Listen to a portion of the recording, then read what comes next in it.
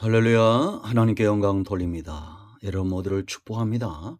오늘도 분명 여호와 이레입니다. 하나님의 영광을 받으시고 우리 모두에겐 큰 은혜와 회복의 시간이 될 것입니다. 오늘은 금요일 가정예배입니다. 정한 시간에 온 가족이 모여서 하나님을 예배하고 찬양하는 예배가 정착되는 은혜로운 가정 되기를 원합니다. 먼저 기도하겠습니다. 여러분 모두를 축복하며 기도합니다. 하나님 영광을 받으셔서 하나님의 택한 백성들이 가정마다 제단을 쌓고 예배하며 하나님 중심, 성전 중심, 말씀 중심의 삶을 살기를 원합니다. 우리의 몸이 하나님이 거하시는 성전이라 말씀하셨사오니 주의 백성들이 모인 곳마다 성전에 부어주셨던 은혜와 복이 넘치는 시간들이 되게 하옵소서. 가정마다 은혜를 다하시고 기도의 제목들을 주시고 하나님의 선하신 뜻을 밝히 보여주시며 말씀을 읽고 들을 때 그 심령이 뜨거워지고 응답되는 귀한 시간이 되기를 원합니다. 오늘 가정예배에 참여한 모든 주의 백성들과 이 영상을 통해서 예배를 사모하고 말씀을 사모하는 많은 주의 백성들 가운데 위로와 은혜가 넘치게 하옵소서. 예수님의 이름으로 사모하며 기도합니다. 아멘. 신앙고백 드립니다. 나는 전능하신 아버지 하나님 천지의 창조주를 믿습니다.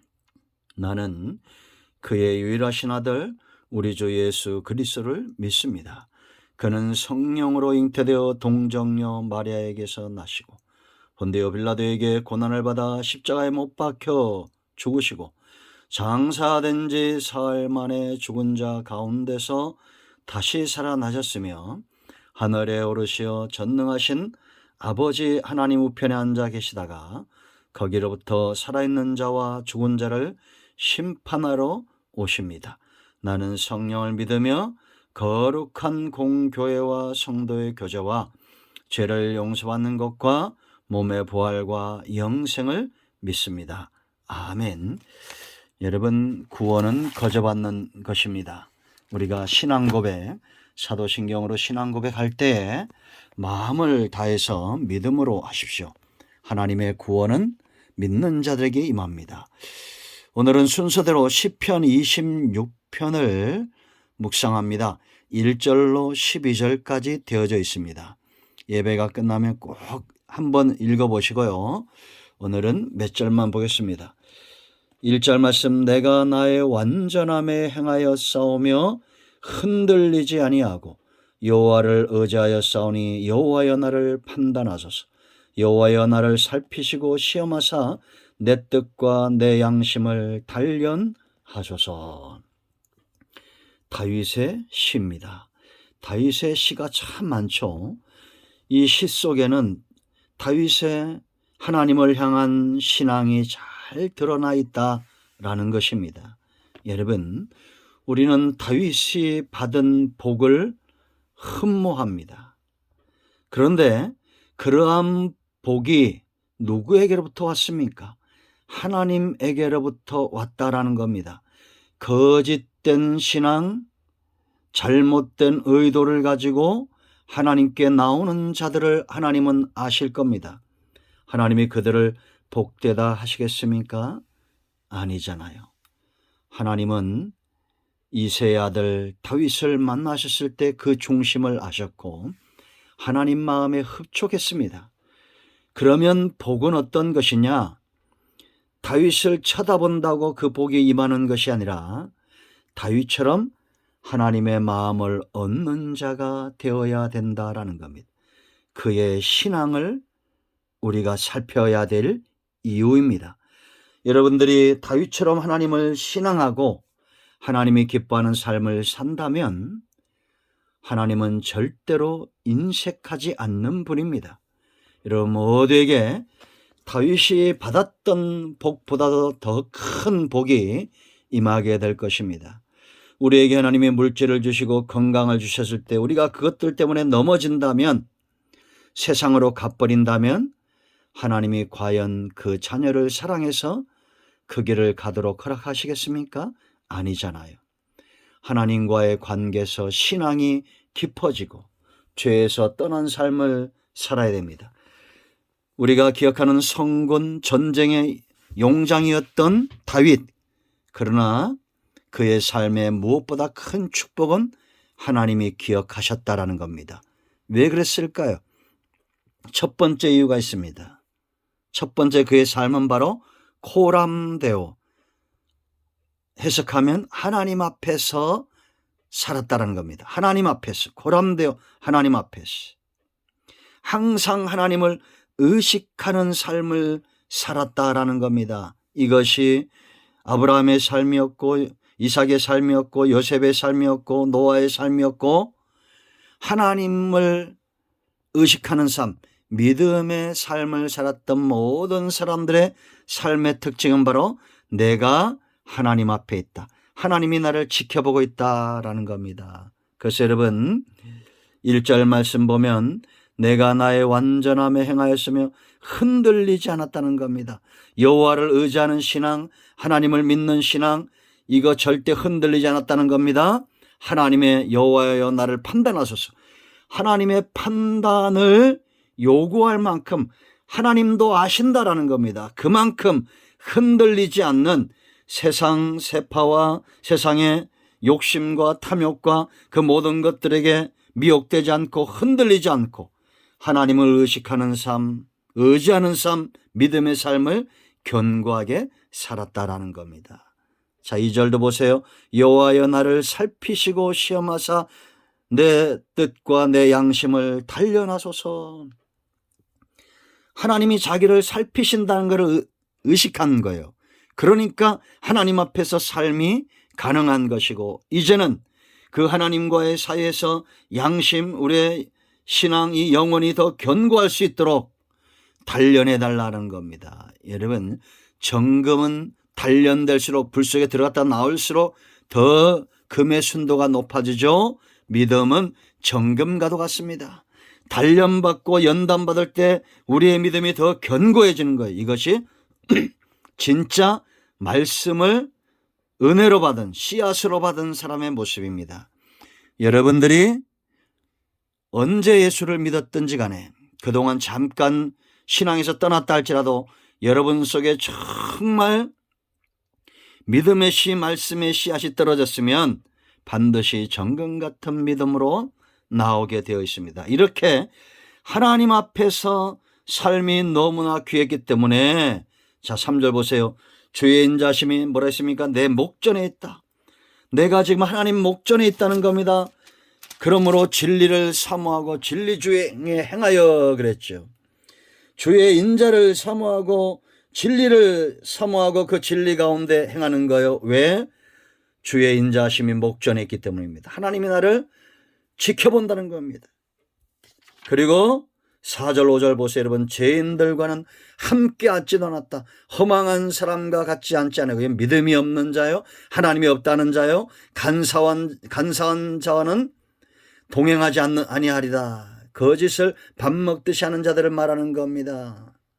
내가 행악자의 집회를 미워하니 악한 의도를 가지고 모이는 자들입니다. 그들과 같이 앉지도 않았다는 겁니다. 죄는 모양이라도 버렸다는 겁니다. 두 번째, 이런 하나님을 의식하는 자들의 적극적인 삶은 뭐냐? 성전 중심, 예배 중심, 하나님 중심, 예배하기를 기뻐하고 성전 찾기를 기뻐하는 거요. 그래서 여러분 6절 말씀 보세요. 여호와여 내가 무죄함으로 손을 씻고 주의 제단에 뭐라 했습니까? 두루 다니며 제단 찾는 일을 게을리하지 않았다는 겁니다. 제단은 바로 교회죠, 성전이죠, 예배의 장소죠. 두루 다녔다. 부지런히, 무엇보다도 부지런히 다녔다는 겁니다. 여러분, 직장생활 열심히 하는 사람들이 직장도 잘하죠. 사업도 열심히 하는 사람들이 사업이 잘 될 수 있습니다. 그러나 여러분들의 영혼의 때를 위하여 하나님 나라가 있고 하나님이 계시다면 예배에 부지런히 다녀야 됩니다.